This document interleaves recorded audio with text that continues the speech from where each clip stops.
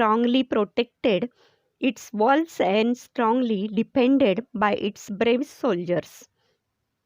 आणि अशा प्रकारे ट्रॉय नगरी ही बळकट होती.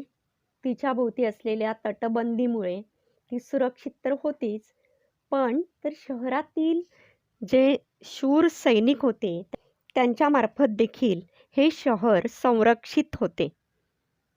But all the kings and heroes of Greece had declared war against the Trojans because Paris, a prince of Troy, ट्रॉयचा जो राजकुमार होता Paris,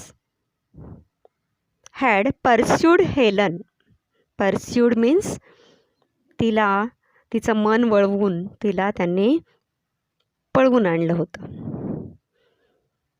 Who is Helen? Helen is wife of a Greek king Menelaus. ग्रीकचा जो राजा मेनेलस त्याची पत्नी Helen हिला पॅरिसने पळवून आणली होती. To elope with him. Elope means पळवून आणणे. So the Greeks wanted to take revenge on Troy for the wrong done to Menelaus. The Greeks want to take revenge. Revenge means सूड घेणे. तर ह्या अन्यायाचा किंवा दुष्कृत्याचा सूड घेण्यासाठी सर्व ग्रीक एकत्र आले आणि त्यांनी ट्रॉयवर हल्ला केला. They sailed to Troy and laid siege the city. त्यांनी आपली जहाजं भरून ते ट्रॉयकडे निघाले आणि त्यांनी ह्या नगराला वेढा घातला. The Trojans too fought hard and the siege continued 10 long years. Trojan लोकसुद्धा खूप धैर्याने खूप पराक्रम करून लढले आणि 1-2 नाही तर जवळजवळ 10 वर्ष हा वेढा चालू राहिला होता. The fighting went on daily but the siege did not end. रोज युद्ध होत असे परंतु वेढा काही उठण्याचं नाव घेत नव्हतं. On the one hand, the Greeks could not take the city, and on the other hand, the Trojans could not force them to sail away. रोज युद्ध व्हायचं. सकाळी उठल्यानंतर एकीकडे ग्रीक योद्धे शहर जिंकू शकत नव्हते आणि ट्रोजन्ससुद्धा या ग्रीक लोकांना पळवून लावू शकत नव्हते. अशा प्रकारे रोज युद्ध होत होतं.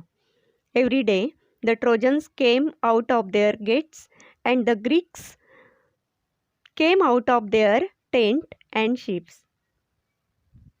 रोज सकाळी उठल्यानंतर ट्रोजन त्यांच्या भिंतीच्या दरवाजातून बाहेर येत असत आणि ग्रीक त्यांच्या तंबूतून आणि जहाजातून बाहेर येत असत. And the fighting went on.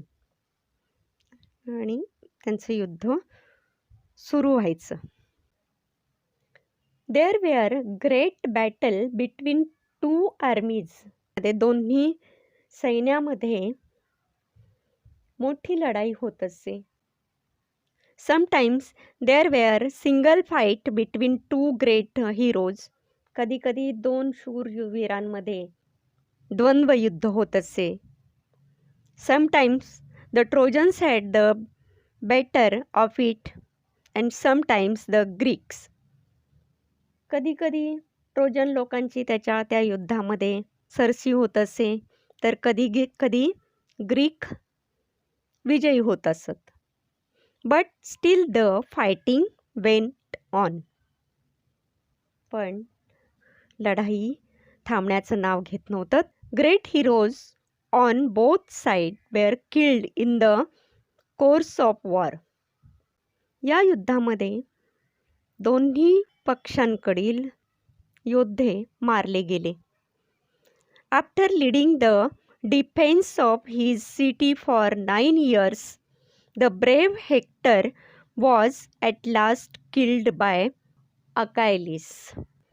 The great hero of both sides were killed in the course of war. या युद्धामध्ये अनेक योद्धे दोन्ही पक्षांकडचे योद्धे मारले गेले.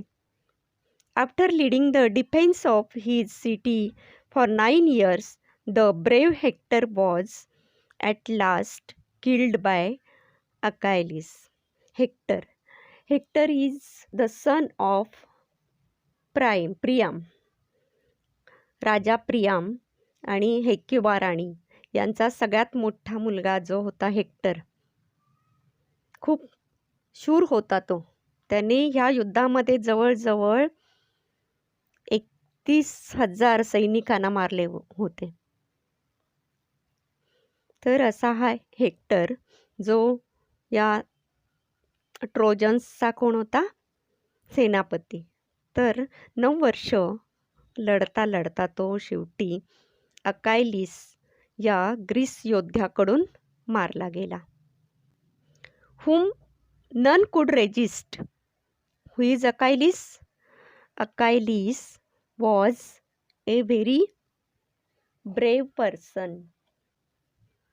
But Achilles himself was killed later on by a poisonous arrow that entered his heel. Heel means पायाची टाच. But Achilles himself was killed later on by a poisonous arrow that entered his heel, the only part of body where he could be wounded. म्हणजे त्याच्या शरीराचा तेवढा एकच भाग होता की ज्या ठिकाणी जखम होऊ शकत नव्हती. तर त्या ठिकाणी त्याच्या पायात विषारी बाण घुसला आणि तो मारला गेला. The Trojans were tired being shut up in their city.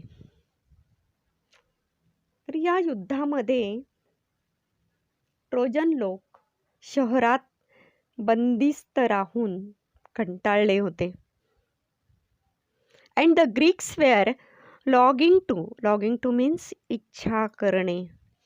The Greeks were longing to see their homes again. आणि या ग्रीक लोकांना सुद्धा आपल्या घरी परतण्याची ओढ लागली होती. Still the fighting went on. पण तरी सुद्धा लढाई चालूच राहिली होती. The first part of lesson is completed. Now solve the English workshop.